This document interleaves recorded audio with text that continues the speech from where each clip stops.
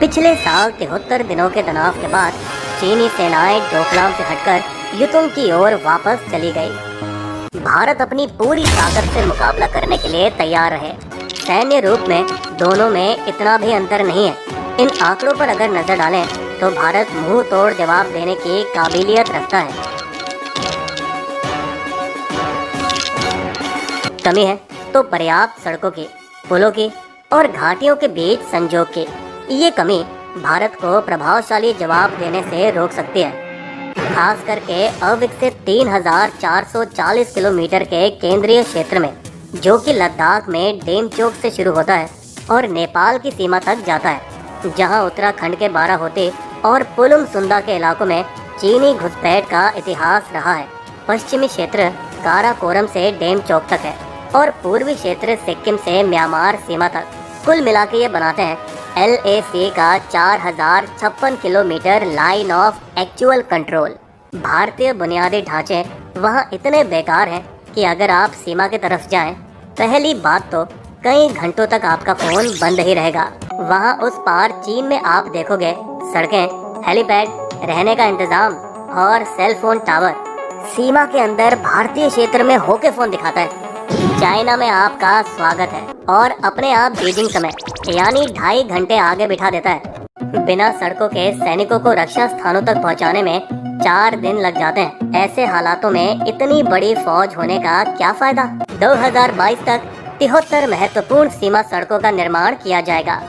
वाह, ये हुई ना बात। अब सुनिए पूरी बात। ये 73 महत्वपूर्ण सीमा सड़कें 1999 और फिर 2006 में भी ऐलान की गई थी और 2012 तक तो सारा काम खत्म भी होना था। 2017 तक 61 रास्तों में से केवल 28 और 3417 किलोमीटर में से सिर्फ 981 किलोमीटर ही पूरे किए गए हैं। इस बीच चीनी सीमा के पास 58,000 किलोमीटर सड़कें हैं। इंटर वैली कनेक्टिविटी भी एक बड़ी समस्या है। एक घाटी से दूसरी घाटी गोल गोल पहाड़ों में घूमकर पार करने में वक्त लगता है। उन पहाड़ियों के रास्तों पर अक्सर बर्फ जमा हो जाती है या भूस्खलन की वजह से पार करना नामुमकिन हो जाता है। जैसे तेजू से किबिथु मुख्यालय का एकमात्र रास्ता। पूरे लोहित घाटी इलाके में हवाई के बाद कोई पक्का पुल भी नहीं है। सेना को लोहित नदी पार करने के लिए लकड़ियों से बने पुल का उपयोग करना पड़ता है। और संचार की हालत देखिए, 280 किलोमीटर के लिए केवल एक ऑप्टिकल फाइबर केबल लाइन है। उसे भी हर दिन कुछ न कुछ मरम्मत की जरूरत पड़ती है। अरुणाचल में रास्ते सीमा से 20 से 70 किलोमीटर दूरी पर है, जिस वजह से कठिन परिस्थितियों में हमारे सैनिकों को वहां शारीरिक रूप में उपस्थित होने पर मजबूर किया जाता है।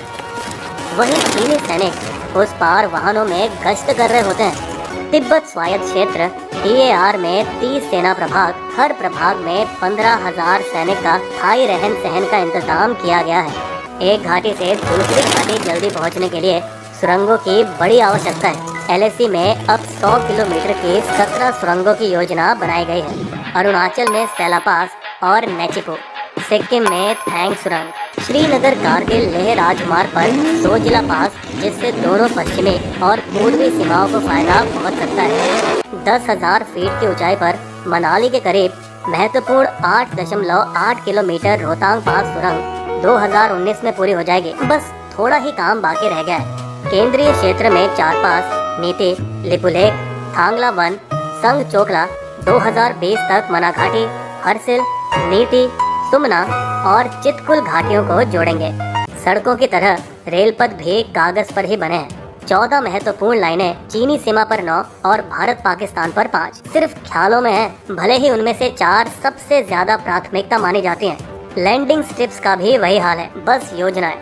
लद्दाख में न्योमा, डीबियो, फुकचे, अरुणाचल में पासीघाट, मैचुका, वालोंग, टुटलिंग, अलोंग, जीरो, तवांग में बनाना ALG और न्योमा में हवाई अड्डा, जबकि चीन ने तिब्बत में 14 एयर बेस बनाए रखे हैं। लगता है भारत की तंगी प्रशासनिक और राजनीतिक इच्छा शक्ति सेना में भी उतर आई है। हम ना ही चाहते हैं, ना ही सोचते हैं कि जंग होगी, लेकिन सैनिकों को अपना कर्तव्य पूरा करने के लिए परिस्थितियां तो सुधारिए।